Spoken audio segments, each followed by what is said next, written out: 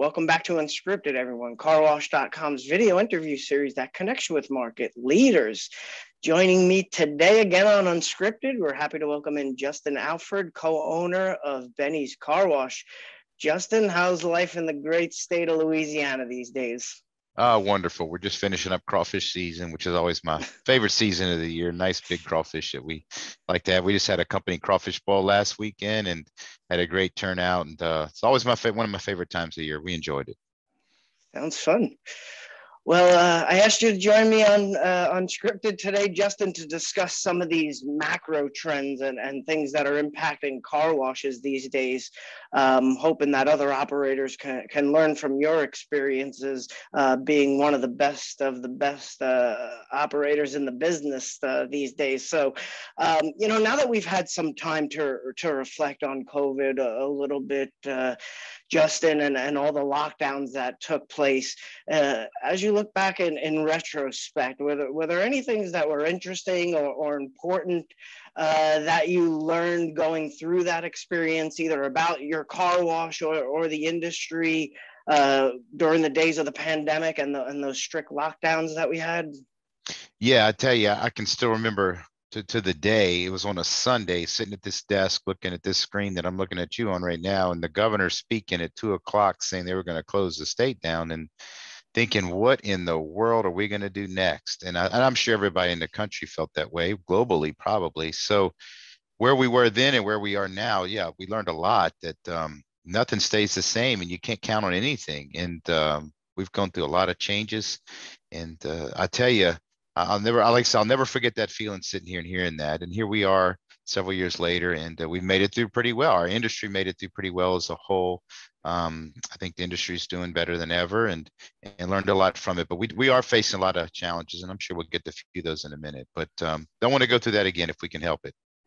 Yeah, I would imagine, and I know you're in the oil and gas business in addition to the car wash business. Were all three of those sectors impacted equally, or did some outperform others during those lockdown days? Yeah, I think they were about the same boat. Like you said, the gas, when that happened, of course, gas stations and convenience stores were allowed to stay open. Oil change was allowed to stay open, and we stayed open as car washing as well. We had briefly stopped doing the interiors for a couple of weeks, but we brought that back real quick, and we stayed open through it. And the difference was gas was it was a great time for gas in some ways. We had very high margins, but we had no one buying any fuel.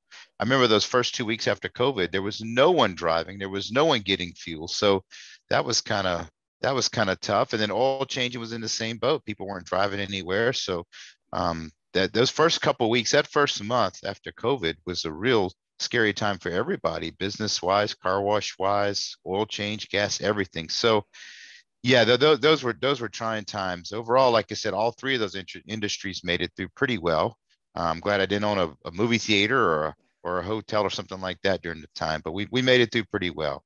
Okay. Now, as we sit here today, our wash counts and revenue back to where they were prior to March 2020? And if so, how long did it take to go back to quote unquote normal in those two areas?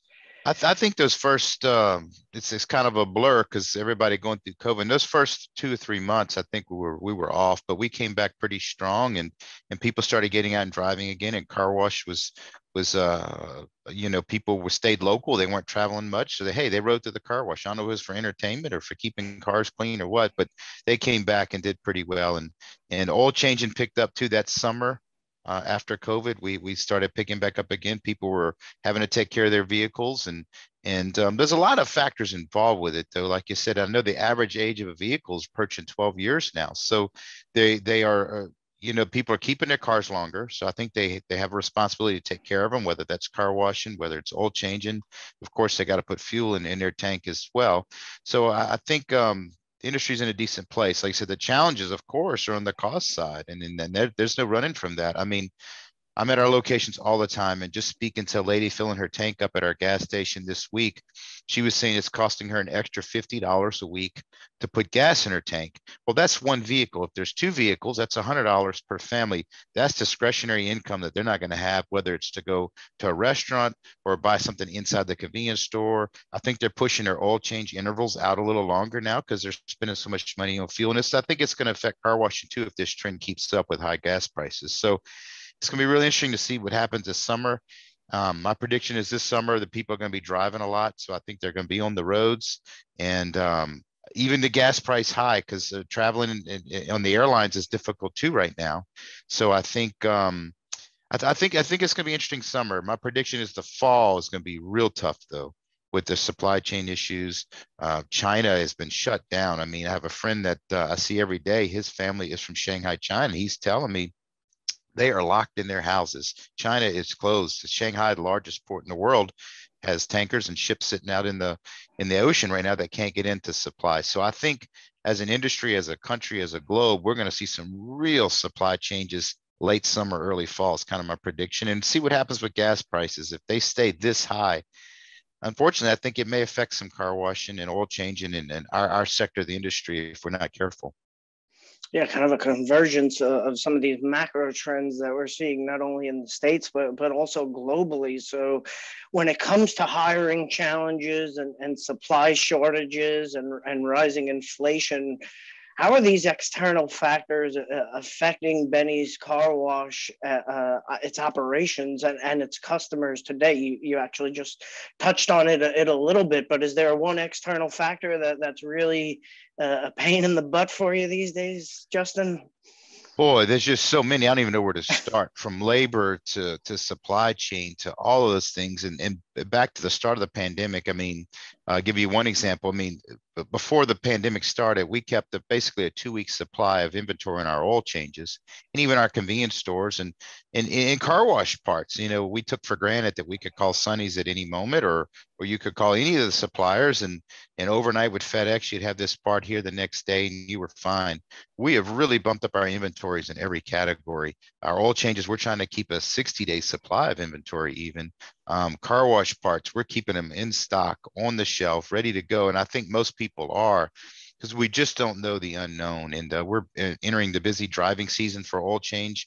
The car wash season, it depends on what part of the country you're located in, but the summertime's coming up and the driving season. So we got to have parts and supplies here on the shelves ready to go. So I think everybody, and I think every industry is dealing with this supply chain crunch. So I think from soaps, there was problems with silicones earlier in the year for tire shine. Every manufacturers having difficulties with this. So the fear of the unknown is still there. And to stay in business, I think as owners, we got to really rethink. We really got to rethink what we carry on our shelves to keep our places open. And like everybody, we're doing it. And there's a cost involved with it. I mean, inventory sitting on the shelf is inventory sitting on the shelf. That's cash. It's not, that's already just sitting on your shelf that's not being used. But to be able to provide the service, to be able to provide the quality our customers are looking for, we need to have these things in stock and ready to go at all times. So we're really adjusting our inventory levels, and I'm sure everybody else is too. Okay, understood. You know, you mentioned a little bit in your previous answer the pain at the pump and the rising costs of gas. Not a lot you can do from that standpoint with the prices, but the rate of inflation is the highest it's been in decades, Justin. You know, it's people from everything, from food, from supplies, everything. The costs seem to be high these days. So when it comes to menu pricing, for your car wash and its services, how do you balance staying profitable while also delivering value to the customers? Is there like a rule of thumb that Benny's follows? We're going to raise our prices every year or every 2 years. Is there a formula, or how do you do that, balance profitability with delivering value?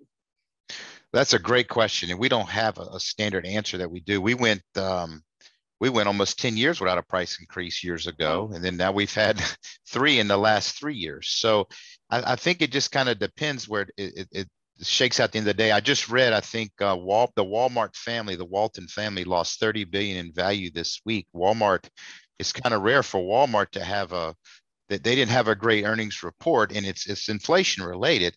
And I think you have to adjust your price accordingly. The moral of the story of that article that I read about the retail with Target and Walmart and these companies, they can't keep up with inflation fast enough. And things are coming in. And I know in our convenience stores, even every time we have a vendor deliver a product, we have to look at the invoice to see how much did the price change. Our oil supplies, ExxonMobil just announced that they have an increase coming. There was May 15th, and then now they've got another one coming June 15th, and they said they can't even tell us what that increase is going to be because they don't know yet because their costs are going up so fast. They're not really sure. And we've seen it with all the car wash suppliers, from the equipment companies to the soap companies. Inflation's a real number, and it's a tidal wave effect. And we started talking about inflation a year ago, but that doesn't hit, the rubber doesn't meet the road till it actually gets passed on to us. So their suppliers started going up on them, and they're getting a chance to adjust their place, and it's working its way to the consumer now. We see that in every industry, whether it's Walmart, whether it's Target, whether it's a convenience store or even a restaurant. I don't know if you've been out to eat lately, but the prices are more. We're paying more everything we do. So car wash is no different. You got to adjust for inflation. And if you haven't had a price increase and you're not comfortable with your margins, you really have to look at it. At some point, it's inevitably we're paying more for labor. We're paying more for insurance. I know in the Gulf South, we've had a tough run of hurricanes the last few years. Insurance across the board south of I-10 went up double digits this year, and some people couldn't even get it. So it's a real number in every aspect that we're dealing with. Our health insurance went up this year. You go down your income statement, and every expense is more. You got to take that into consideration because we have to stay in business. Everybody does, and to do that, you have to adjust prices at some point. And I'm sure there's going to be some more later in the year coming for every industry, including car washes.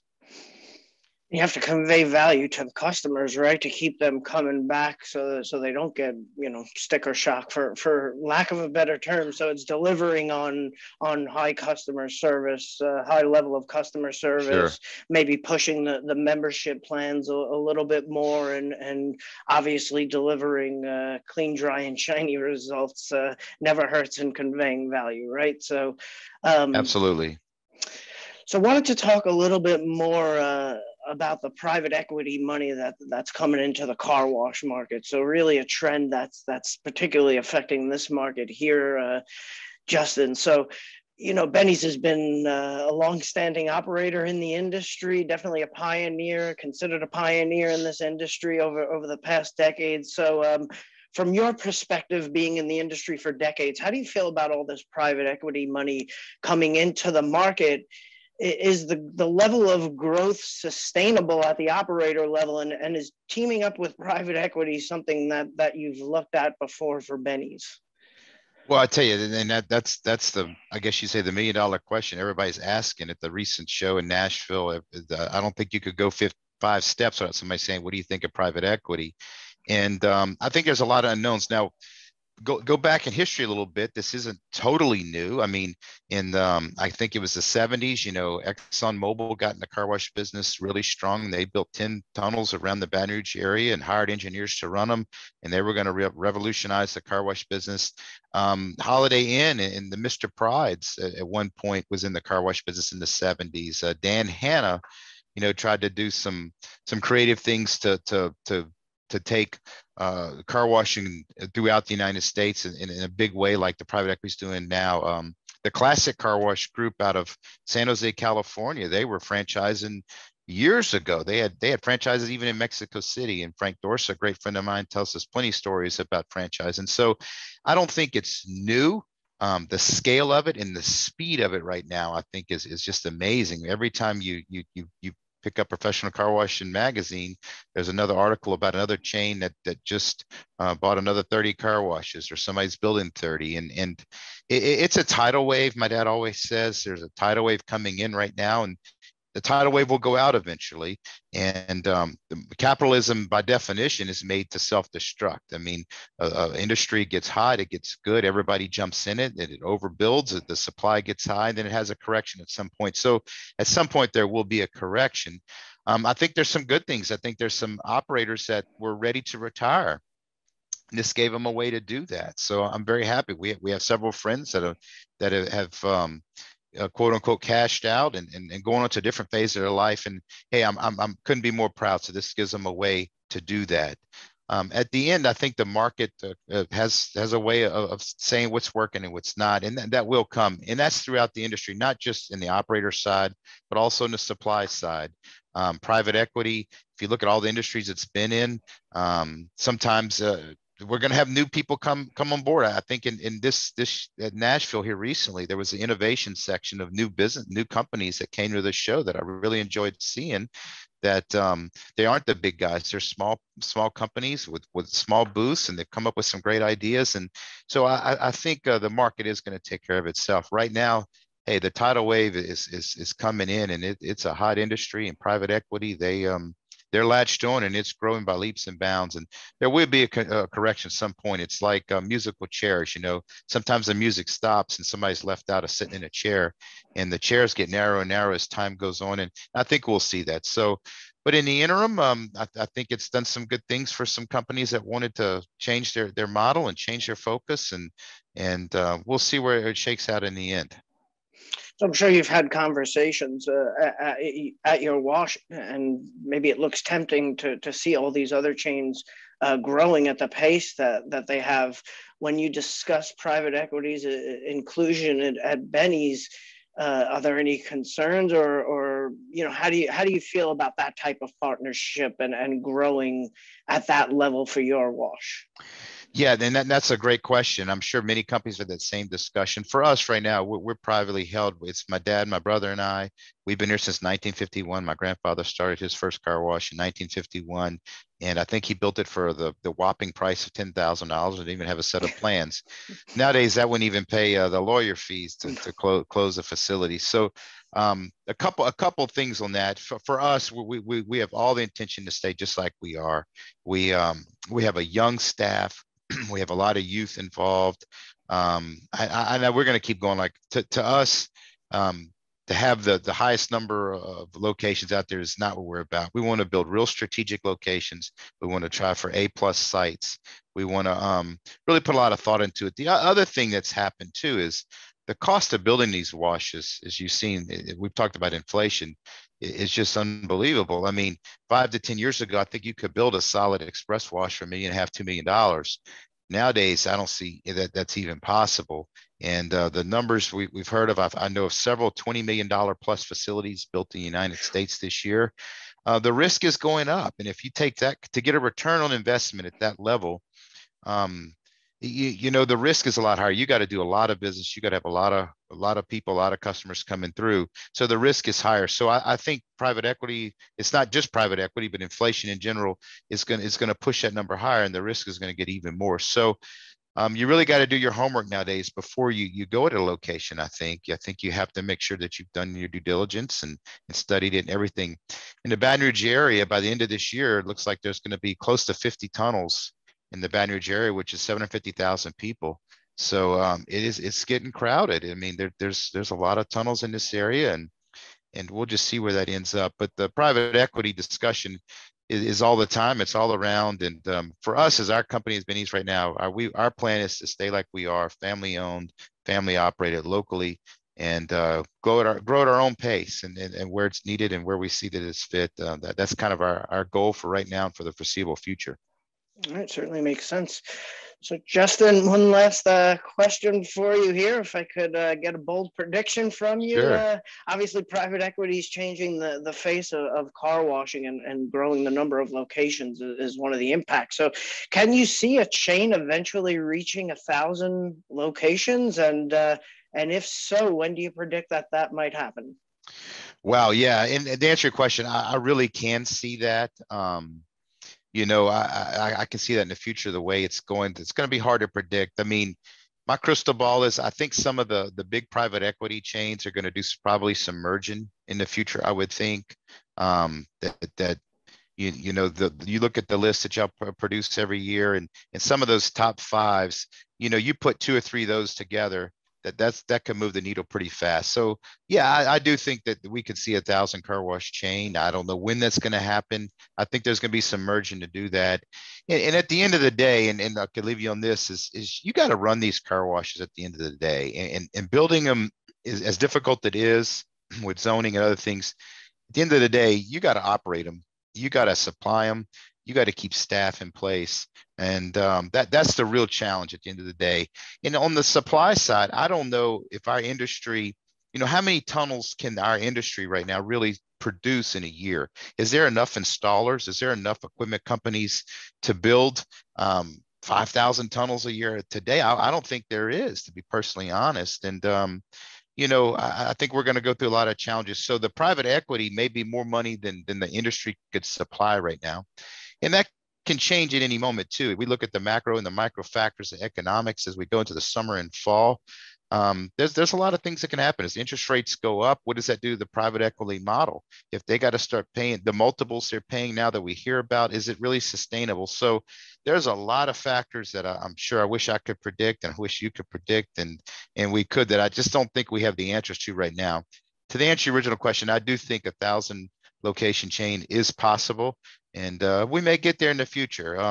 But there again, you got to run 1,000 car washes every day. That's a challenge in itself, to do it right, to do it well, to make sure you are turning out a clean, dry, shiny car, and that the consumer is happy with it. So there's going to be a lot of challenges to get there, but I do think that is possible. All right. Well, it's always great catching up with you, Justin. I'll let you get back to your car washing and crawfishing and enjoy the season and the summer. And thanks again for doing this video interview with carwash.com. Hey, thank you. And I want to thank y'all as y'all are such a great organization, been going around for so many years, and y'all do a great service in industry. I want to thank you for doing these videos and keeping them. I watch as many as I can and listen to them, and always great to talk to you, and best of luck to everybody. Appreciate it. Thank you, Justin.